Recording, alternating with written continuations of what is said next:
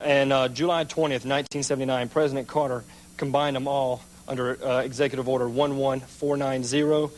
And it basically stated that if a national state of emergency was called, by FEMA, these executive orders would come into power. Let me address and I was just wanting to know, should there be a national plan in the event of a national catastrophe? Right, Yes. and what I was wanting to know is, do you think that, if we do have an economic crash, do you think that could be one of the main things that they could look at? Well, it is, but I don't think that's the route they want to go. I've outlined for you the route I think they're going, and that is economic travails, economic slowdown, economic panic, world currency, world government.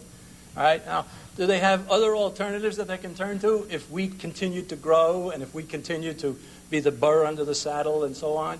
Yes. Yeah, they have other alternatives. Do we have to be guarding against them? Absolutely. But, let me get back to this trim solution. With 218 congressmen, does that mean that 218 congressmen have to get their office because the people in the districts have been awakened by trim? No. No. What trim is doing is it is terrorizing Capitol Hill. And there are people right now who know that in 1992 there were about 9 races decided because of the activities of trim committees. Let's suppose in 1994 there's 15 races decided by the virtue of trim committees. And let me then suggest that trim committees are started in 40 or 50 more districts here, much more actively than they are today, and they start really doing a job. Do you think you're going to have to telegraph your message to those people? Don't you think those people will get the message?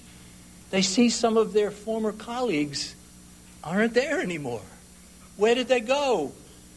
They went back and got an honest job somewhere.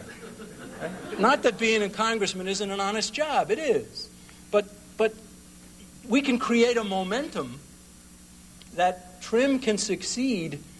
You see, if you analyze the 435 congressmen, I would guess that there's 100 to 125 hardcore leftists that you're not going to move. You're not going to budge them.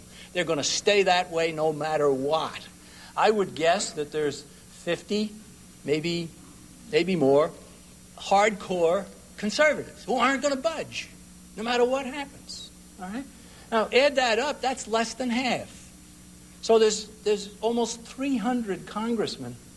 No, there's not that many. 250 congressmen who are in the middle. Right? Now, which way are they going to vote? Whichever the way they are blown by the wind. Let's create some wind. Right? And can you get the message through to them when they see what trim has done to some colleagues? Not that trim ever told anybody to vote for this man or that woman or this person or that. We don't do that. We simply wake the town and tell the people, and then the people choose whatever they think is best. And even the federal courts said we can do that. And we intend to continue. So the solution that trim proposes is simple. It takes hard work, but it's not as much as you even think it is. If we can get that momentum going, and then we simply write a letter to every senator and say, we're going to start trim in the United States Senate. Aren't you happy about that? And terrorize them as well. Yes, sir, the fellow with the whiskers. Yes, I'd first of all like to commend you on your comprehensive presentation. I've studied the problem for over 20 years, and I think you explain it with tremendous insight. And my older brother.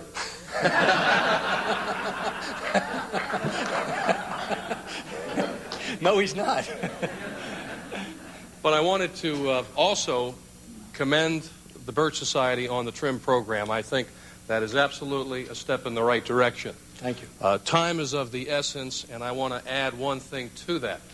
I have been a little bit turned off by the negativity of the conspiracy, although I agree with you.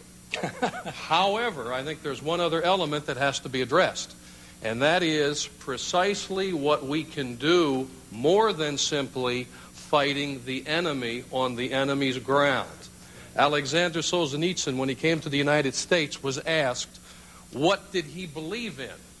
was he an anti-communist? And he says, I am not an anti-communist. I am a lover of freedom. Okay. To depict me as an anti-communist would depict me as somebody that is against something that is against freedom and that is against man and mankind. I stand for freedom. Don't be negative, be positive. Absolutely. Right. Well, didn't I do that? Huh? You did, and the opening remarks were great, but I would suggest that we take it one step further. That in the trim bulletins, you have some type of a survey or a report card that is a positive one on what our senators and our congressmen are physically doing to return the United States to its constitutional grounding. Well, that's like having a meeting of the leaders of the free nations of the world. You could have it in a phone booth. But I think more Americans need to know what is right and what should be done. In other words, I'm suggesting that there be a stronger offense on the positive. Accent the positive. Right. Well, that's good advice. Now, you reminded me of a story I heard recently happened in Boston about 40 years ago. There was a big rally going on, and there were communists who were trying to sway the people, and then there were opponents of communism who were trying to sway the people, and this great big Irish cop went down, and he saw this guy yelling and screaming, and he grabbed him, and he put him on the ground. He started hitting him like this and hitting him like this, and the guy looked up, and he said, "Don't hit me, I'm an anti-communist." And the cop said, "I don't care what kind of a communist you are," and he hit him again.